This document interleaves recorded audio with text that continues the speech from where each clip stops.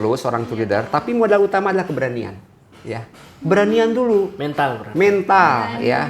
Berani dulu. Kalau kita pinter ngomong cuap-cuap berbagai bahasa, nggak berani, ngapain? Iya sih, benar. Walaupun ada speech berapa kata, kita berani melontarkan itu kepada konsumen atau kepada turis asing bahkan.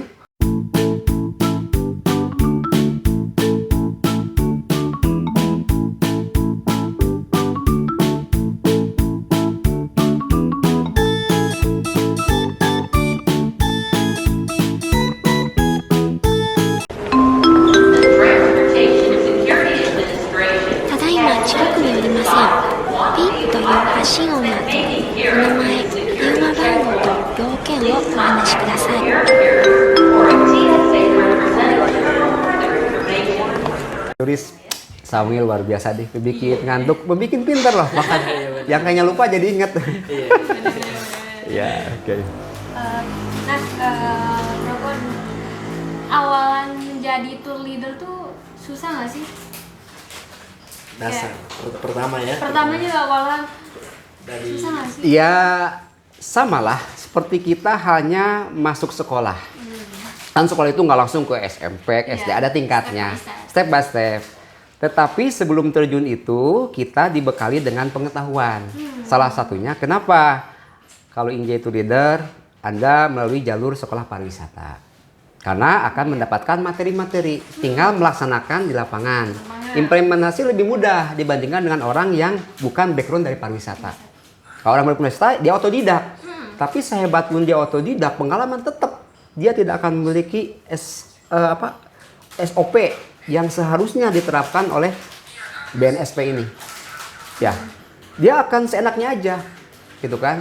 Tapi kalau kita orang terpelajar, mendapatkan pengetahuan, edukasi dan sebagainya, itu akan lebih smooth dan lebih bagus kerjanya, gitu kan. Kita kelihatan di lapangan. Banyak kok guide lokal di di Bali yang tidak sekolah tapi dia bisa bahasa Inggris, tapi attitude yang berbeda. Iya. Lancar bahasa Inggris, anak kecil pinter bahasa Inggris, ya tiap hari karena ketemu sama orang asing. Tapi ketika kita bawa tour dalam jumlah besar, belum tentu dia bisa. Dia hanya katakan friend to friend ya, kawan to kawan aja. Lebih baik ke soulmate biasanya gitu kan, ujung-ujungnya pacaran, akhirnya nikah atau kawin ya gitu kan. Karena dia bukan tujuannya untuk teredukasi, dia hanya sebagai mencari suatu hal yang baru lah gitu kan.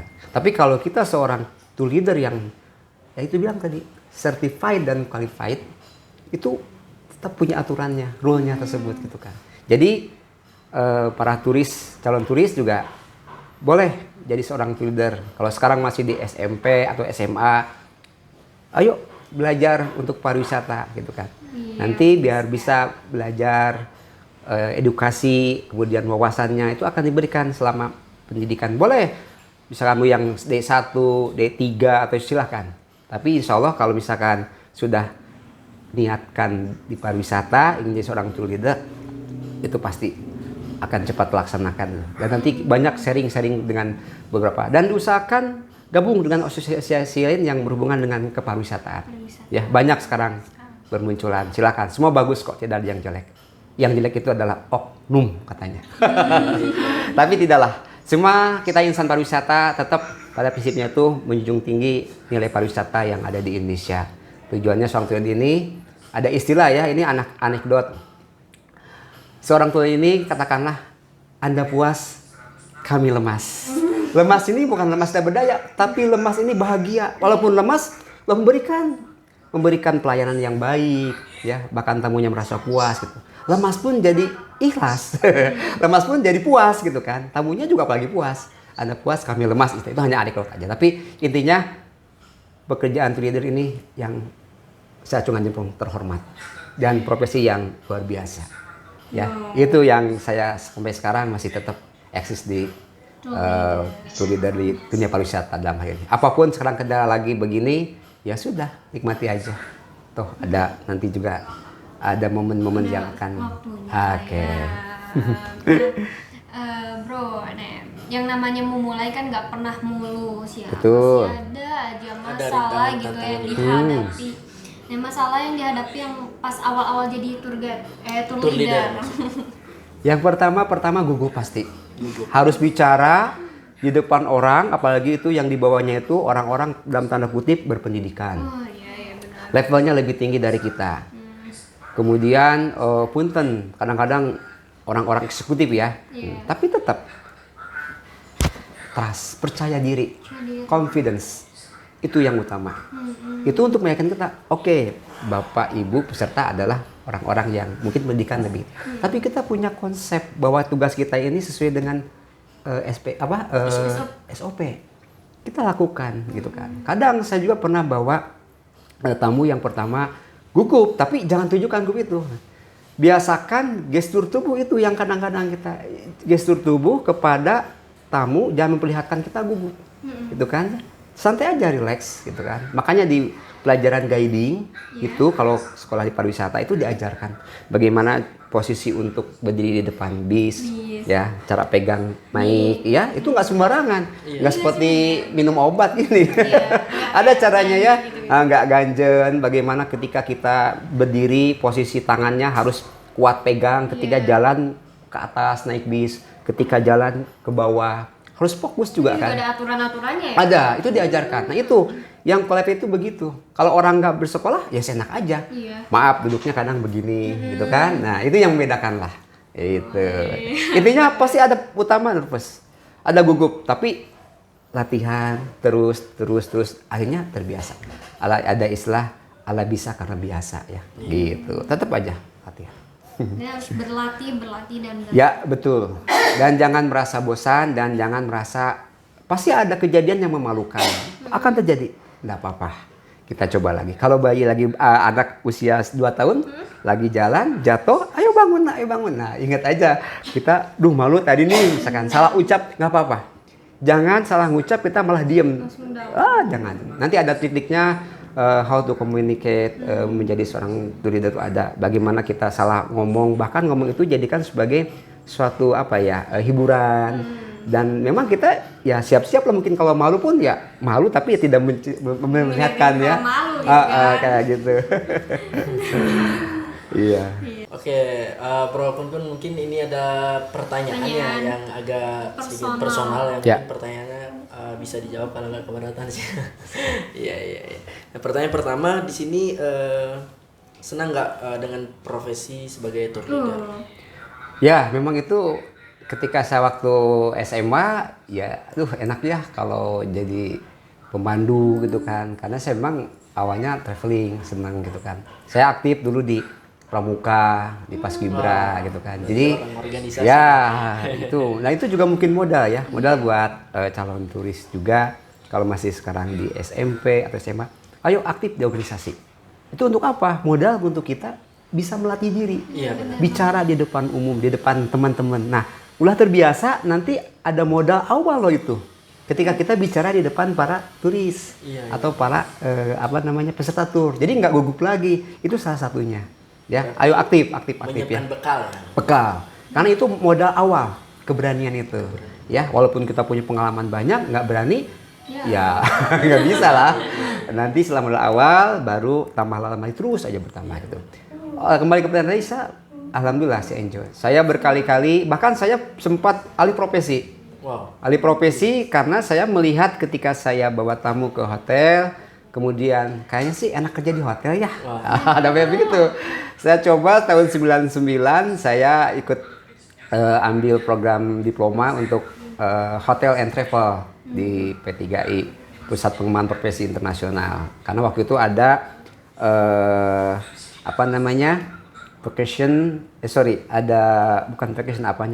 ada vakansi ya, ada lowongan kerja untuk kapal di cruise. Nah, tapi syaratnya harus orang hotel. Ya saya coba aja dulu, ambil selama setahun di sana, potong dengan masa training. Saya training di Hotel Kedaton yang di Jalan Sunia Raja. Itu 4 bulan. 4 bulan dibagi 4 departemen. Saya pertama di di housekeeping, kemudian di housekeeping dibagi-bagi ke bagian linen, ke bagian public area PA, kemudian di room boy ya itu saya jalani gitu kan. Tapi ada nilai ketidakpuasan. Ketika saya berangkat dari rumah mau ke hotel sebagai trainee, itu buka baju, ganti, ambil. Ketika saya kerja di PA, public area, itu kan public area itu ada untuk membersihkan koridor, toilet, bahkan garden itu saya kerjakan. Tapi saya punya komitmen, saya harus coba bagaimana kerja di hotel. Saya ambil ember, saya biasa gitu kan, semua beres sudah.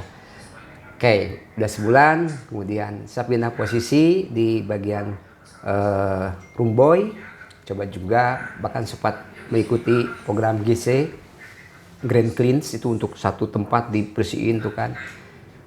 General Clean, bukan GC, General Clean itu dibersihin semua itu, lumayan capek juga. Menguras tenaga. Bagaimana cara trik kita pasang spray yang dengan kecepatan itu diajarin. Diajarin bagaimana cara moving bed ya untuk supaya cepat gitu kan. Dan capek juga gitu kan. Dan bahkan juga nggak enaknya persaingan yang tidak sehat. Contoh ketika saya ada tamu gitu kan, saya sempat menggantikan posisi sebagai bellboy, itu di belakang itu kayak yang siapa itu anak baru ya gitu. Jadi kayak punya jatah masing-masing gitu kan. Tapi ya itu mungkin menurut saya. Tapi saya merasa wah kayaknya saya kurang pas ini gitu.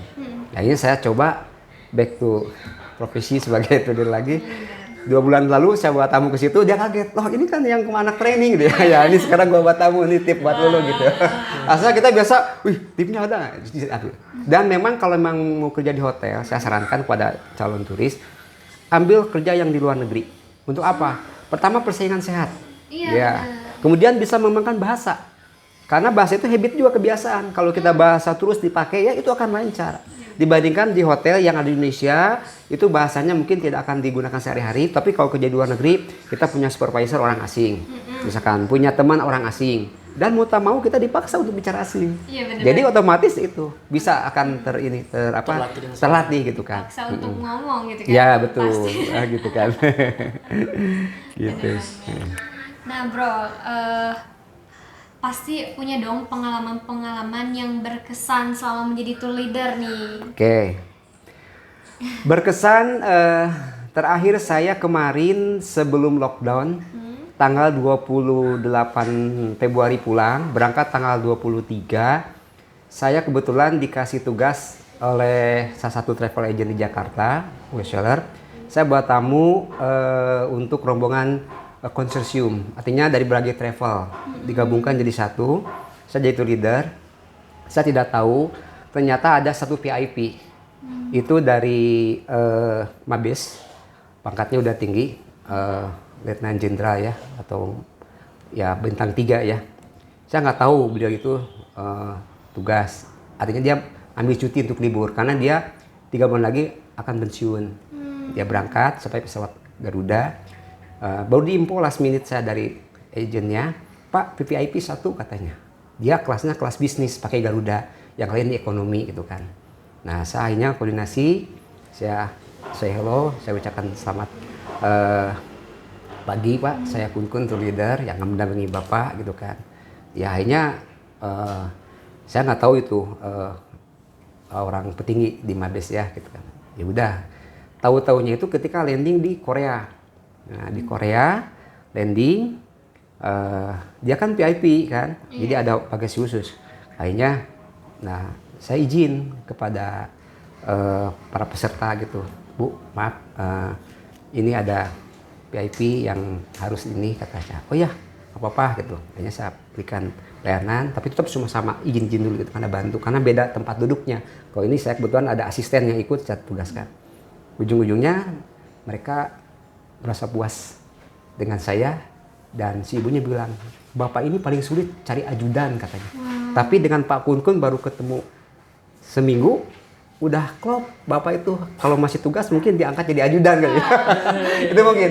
Dan beliau salam komando dengan saya, thank you, you best tour leader katanya gitu. Ya saya juga merasa alhamdulillah, itu mungkin kenangan yang paling indah lah selama ini. Aduh itu jenderal lagi. Jenderal ya.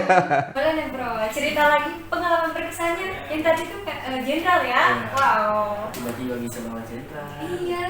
Kaget. Kaget ya. Silakan dulu Ustaz. Ya, karena seorang leader kan kita nggak tahu siapa beliau, profesi sebagai apa. Tapi intinya alangkah baiknya kita sebelum mendapatkan tugas untuk hubungan prepare kepada perusahaan yang memberikan tugas. Kita harus tahu historical atau backgroundnya masing-masing peserta. Kalau kita tahu, kita akan bisa preventif ya, jadi menyiapkan diri ya, karena profesi itu jasa psikologi harus bisa tahu tentang bahwa ini seorang pengacara, ini seorang jenderal dan tahu. Tapi intinya tidak membeda-bedakan servis, sama semua. Walaupun itu ada tamu VIP.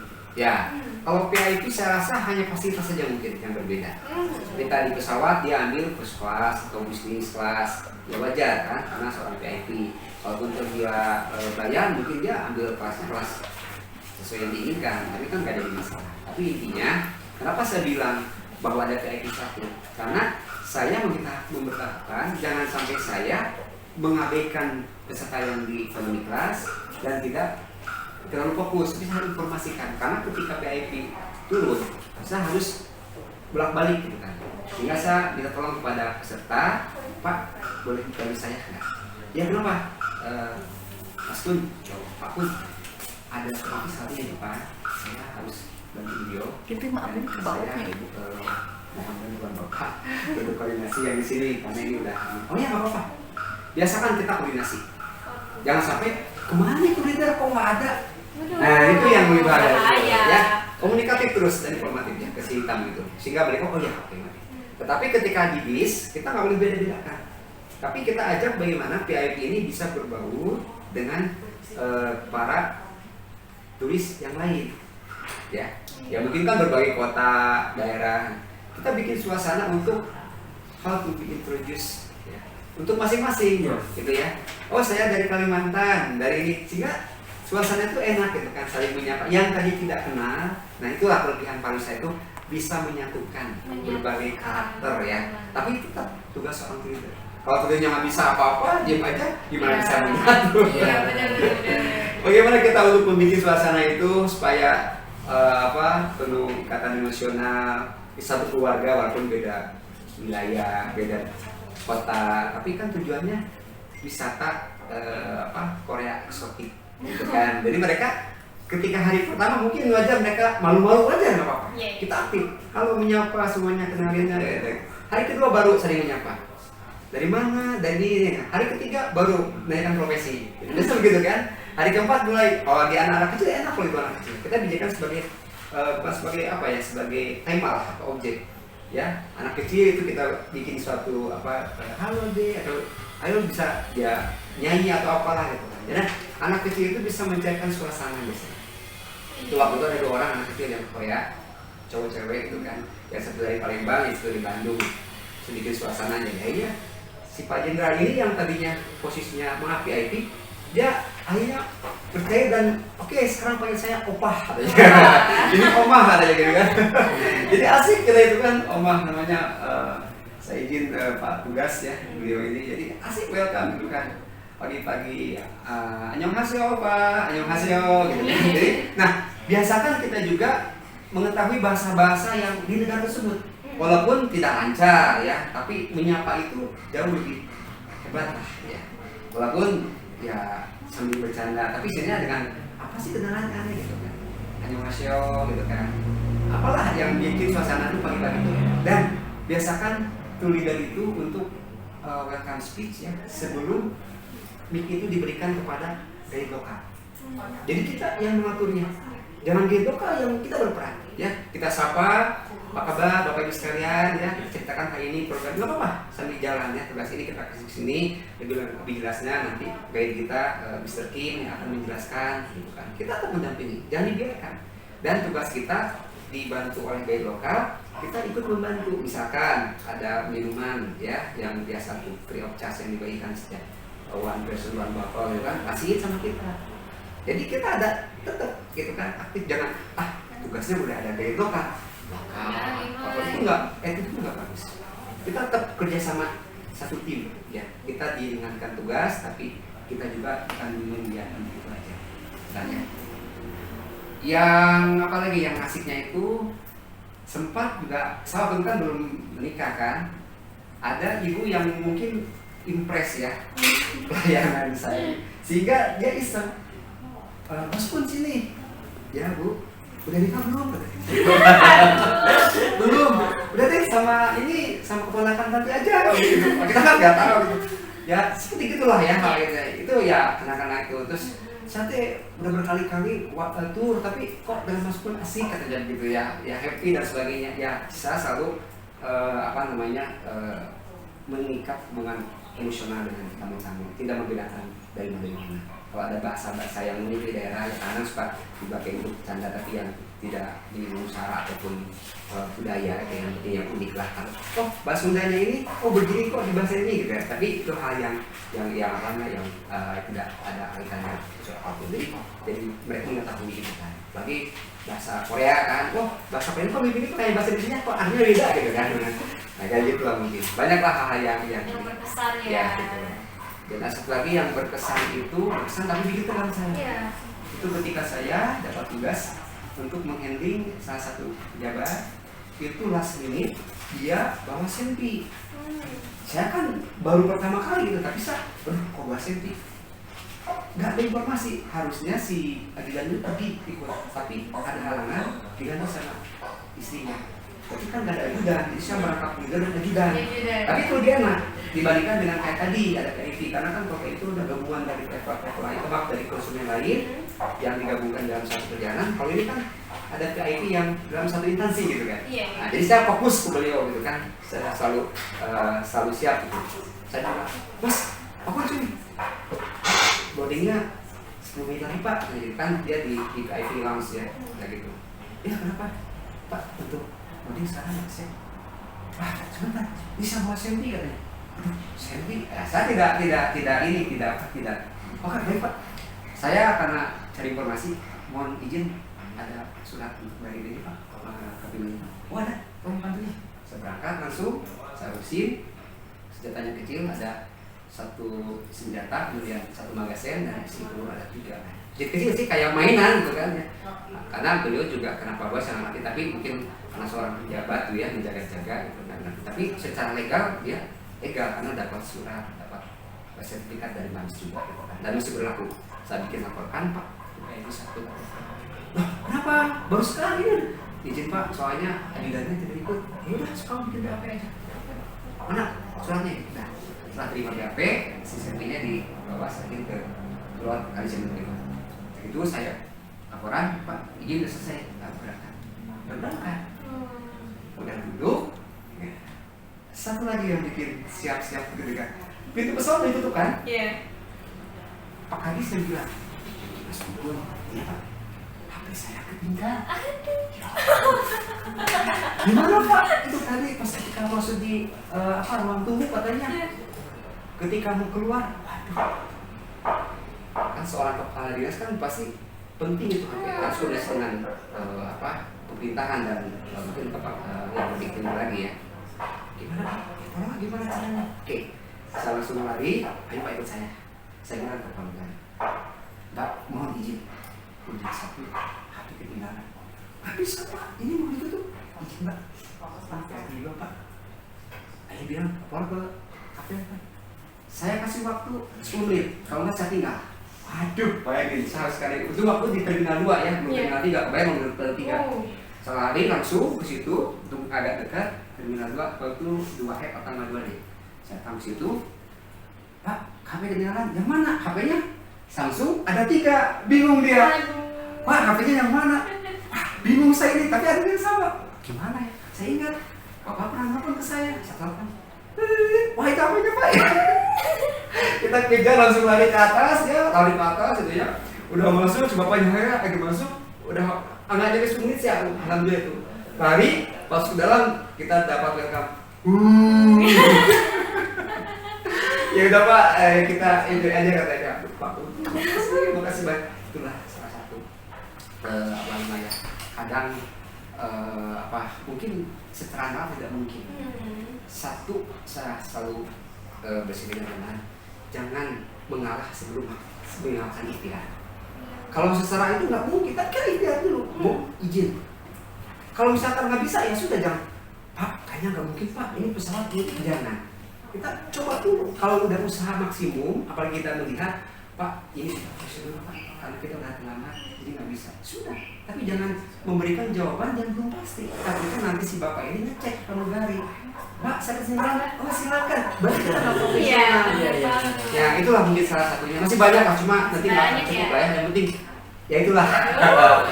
Kita bisa sharing lagi ya. Oke itu. Menegangkan Ya, tapi itu suatu kepuasan. Nah, kenapa saya bilang tadi Anda puas, saya lemas. Tadi lemasnya puas. Lemasnya iya. Ya, lemasnya puas karena memberikan kepuasan si bapak untuk HP-nya ke bawah. Bayangin aja coba, 10 menit itu kalau secara realita nggak mungkin, tapi Allah kan selalu. Iya. Itu yang kita harus coba. ya semasa kita Maksimalkan itu aja dulu, betul. jalankan Iya, iya. daripada mau apa namanya Jangan menyerah iya dan sebelum berusaha. Iya, iya. lanjut nih. Oke. Seru ya? Seru. Kita minum dulu lagi ya. masalah pengalaman gini jadinya bawahnya itu nggak tahu waktunya udah 1 jam aja podcastnya. Iya, boleh lah. Sampai berapa? Pertanyaannya masih banyak nih. Boleh.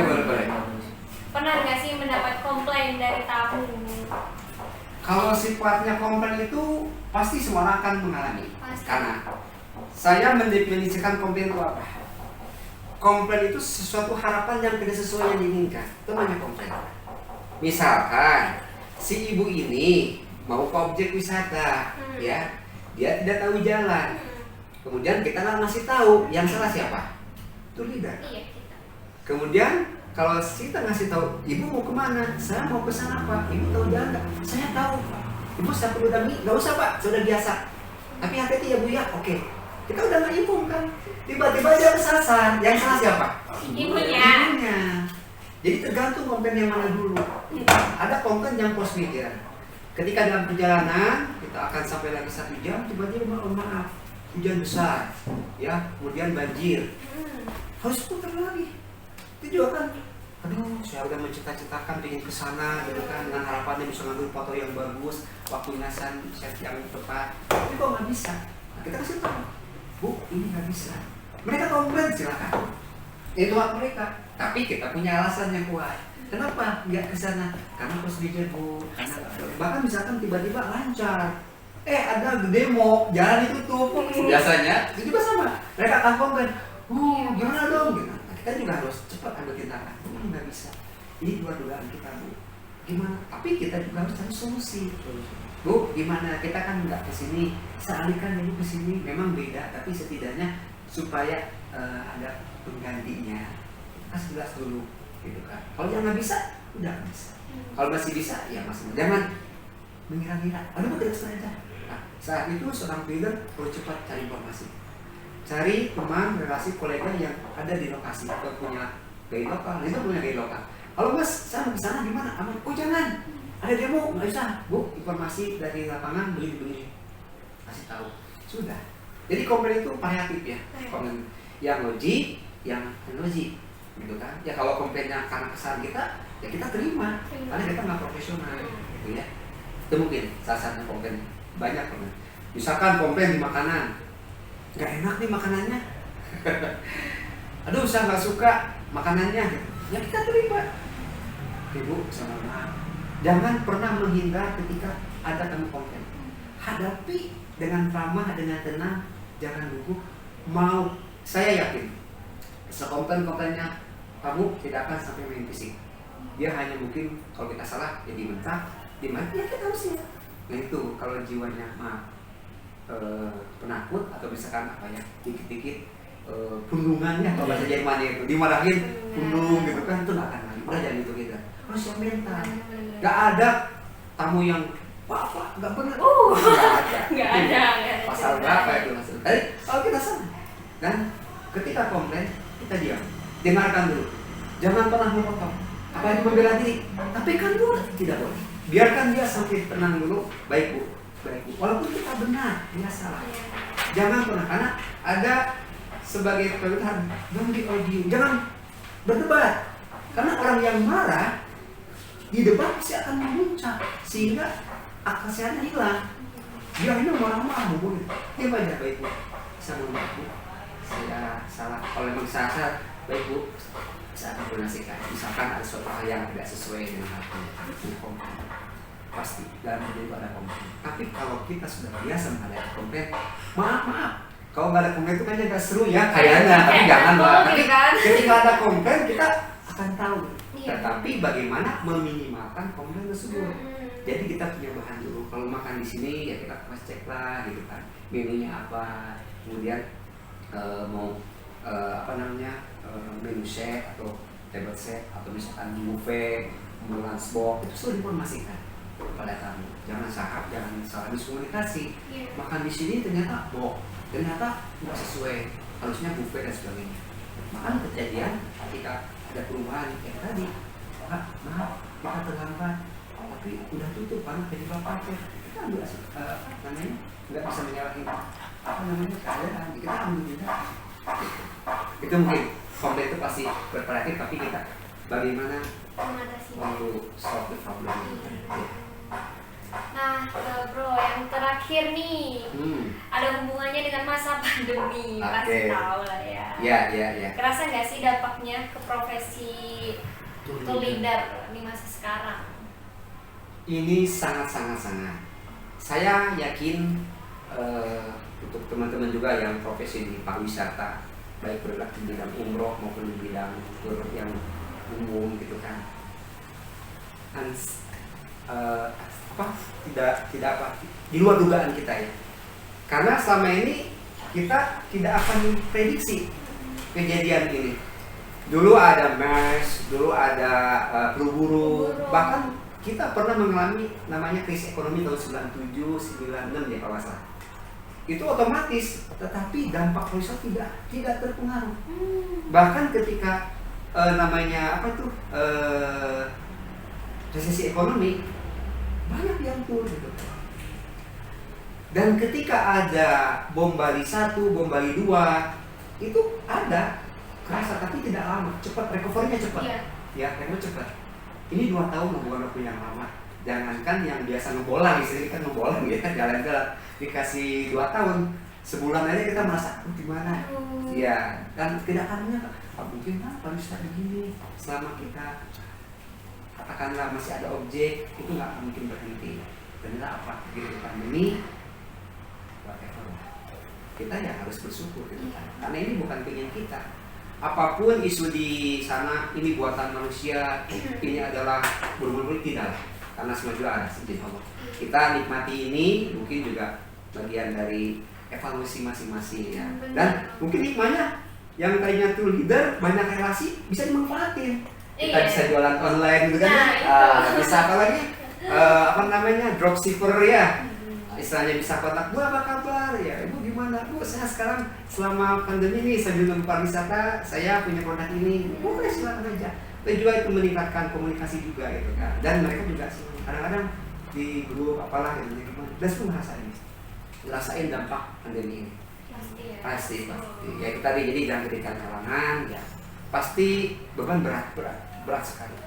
Tapi itu tadi mungkin tidak semata-mata diberikan supaya ini kalau kita tidak mampu, pasti kita mampu karena kita masih punya untuk berpikir gimana strateginya ya. Jadi seorang together yang biasa menghadapi masalah. Sekarang masalah hidup, masalah hidup sanggup gitu ya. Dapurnya harus sungguh terus gimana ya gitu kan. Pasti ada yang stres gitu kan, ada yang wajar. Ya wajar karena di luar dugaan kita semua. Tapi kan bukan kita sendiri. Itu kan pandemi itu kan seluruh dunia. Sama juga yang lain. Gitu. Nah bro, ada nggak sih apa sih rekomendasi nih yang saat ini sedang yang pengen liburan lah ya? Baik. Di saat pandemi gini enaknya ke wisata apa mungkin gitu? ada rekomendasi dari Bang Bro. Ya untuk calon turis wisata salah satu wisata untuk selama PPKM ini mungkin lebih ke back to nature ya, balik ke alam. Mau istilahnya trekking, misalkan hiking. Ataupun bagi camping nggak ada sih ya. Apa tuh yang itu yang kayak arung jeram. Tapi tetap protokol kesehatan harus digunakan tetap ya. Alhamdulillah level kita sudah mulai artinya menurun. Tetapi PPKM tetap berlanjut. banyak teman-teman yang menjual paket off-road gitu kan. Ada juga yang menjual hanya T-Walk dan sebagainya. Bahkan ada yang mengubah mobilnya itu jadi karavan ya. Ada mobilnya, artinya yang punya mobil sewa dia diubah bisa sewain. Itu salah satu inovatif juga dan kreatif bisa untuk menciptakan suatu hal yang baru. Ya sarankan kepada calon turis bisalah ke alam terbuka gitu kan. Karena untuk mall kan belum dibuka. Jadi back to nature sambil kita muhasabah kalau istilahnya itu sambil kita melihat pemandangan yang luar biasa dan udara yang segar. Dan bisa nanti request ke Mentari ya. Mentari Travel yang sudah spesial untuk paket-paket back to nature selama PPKM ini. Intinya semangat.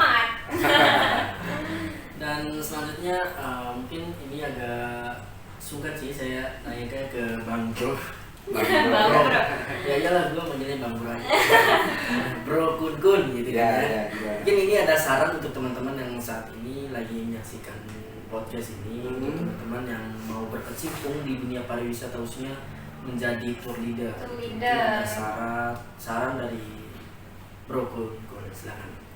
Oke, untuk calon turis saya ngasih beberapa, bukan saran artinya ya, semangat ya, tips untuk menjadi seorang leader yang profesional, yang certified dan qualified.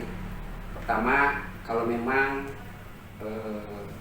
hobi traveling itu modal awal, ya, karena punya pengalaman, berarti tinggal mengupgrade teknik-teknik ataupun how to be the good leader atau the best leader itu. Sekarang udah banyak bisa ikut diklat atau pelatihan, ataupun misalkan kalau sudah punya jam terbang banyak, pernah pergi ke luar negeri, ingin menambah wawasan, bisa gabung dengan asosiasi dan teman-teman yang di perkumpulan ya, bisa dimanapun lah ya. Kemudian juga bagi yang salah satunya bisa berkumpul di teman-teman yang saya kebetulan juga jadi penasehat di salah satu perkumpulan, yaitu perkumpulan Tour Leader Bandung. Itu orangnya juga bukan orang pariwisata, tapi saya salut kepada mereka. Dia mentalnya sudah siap, dia siap belajar, dia siap untuk kerjasama jadi tim, dia siap untuk menerima kritikan yang membangun. Dan kita selalu sharing di situ, ya. Itu ketuanya sekarang Kang Badru atau Bro Badru ya, yang dulu juga multitask ya. Dia bisa jadi MC ya, dia jadi MC untuk kawinan, bisa karaoke, bisa nyanyi, bahkan dia mentor-mentor untuk game-game dan sebagainya pun dari multi lokasi lah dia bisa. Yaitu salah satu modal juga. Ketika kita yaitu leader punya kelebihan lain, silakan. Termasuk sekarang sudah banyak leader yang bisa fotografer, itu modal juga. Ya, karena kalau misalkan fotografer, pertama ada benefit yang didapatkan, kedua mungkin perusahaan kita harus meng-hire fotografer lagi gitu kan. Jadi langsung kerja sebagai tour guide atau tour leader, fotografer komplit ya. Kemudian jangan lupa niatkan yang kuat, siapkan mental, kemudian berani untuk mencoba ya. Dan jangan lupa sikap attitude yang kita harus jaga, karena tidak ada sekolah attitude, tapi itu terlatih lingkungan yang bisa merubah seorang itu untuk menjadi baik gitu kan. Dan habit dan kebiasaan itu yang akan selalu terus bertambah. Dan jangan sungkan untuk belajar, bertanya, dan siap dikritik untuk kebaikan ke depan gitu. Ini mungkin tadi adalah pertanyaan terakhir ya dari kami untuk teman-teman. Yang terakhir Bro Kun mungkin bisa kasih pesan moral untuk teman-teman yang saat ini sedang menyaksikan. Silakan. Baik, pesan moralnya pertama, jadilah diri sendiri, be yourself ya. Jangan melihat orang lain, wah dia tuh hebat, tapi kayak begitu, jangan. Matahari dan bulan berbeda, ya, tapi keduanya memiliki cahaya dan berbeda waktu. Jadi boleh belajar, tapi jangan copy paste. Cirikan bahwa kita itu bisa dan mampu. Jangan ingin mengadopsi persis Tidak ada. Karena hidup ini berbeda. Tapi kalau kita punya keyakinan, kita bisa, kita buktikan, ya. Itu mungkin pesan moral. Jadi be yourself. Jadilah diri sendiri dan gali potensi diri, kembangkan dan selalu ke depan.